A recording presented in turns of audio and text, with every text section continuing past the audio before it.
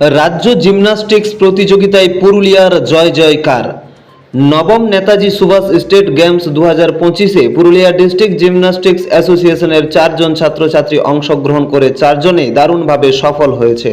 এই প্রতিযোগিতাটি অনুষ্ঠিত হয় কলকাতার সল্ট লেক সাই কেন্দ্রে গত 2রা থেকে 3রা এপ্রিল 2025।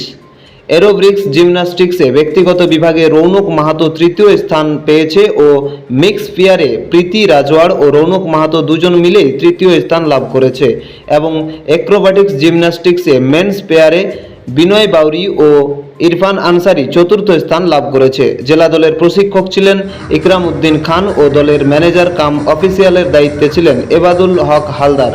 প্রতিযোগিতা চলাকালীন রাত্রি যাপন থেকে শুরু করে সমস্ত রকম সাহায্য করেছে কলকাতার পাটুলি সেন্ট্রাল ক্লাব।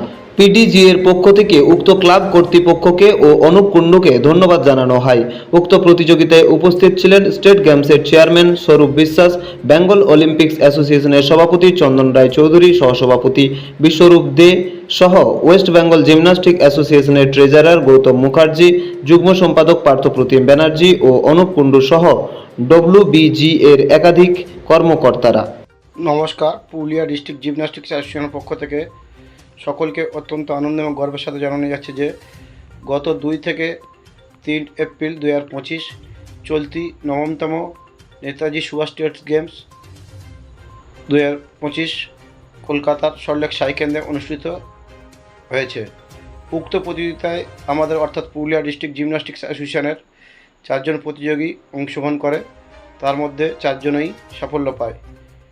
অ্যারোবিক্স জিমন্যাস্টিক্সে ব্যক্তিগত বিভাগে রৌনক মাহাতো তৃতীয় স্থান অধিকার করেছে এবং এই অ্যারোবিক্স বিভাগের মিক্স পেয়ারে প্রীতি রাজওয়াড় ও রৌনক মাহাতো তৃতীয় স্থান অধিকার করে।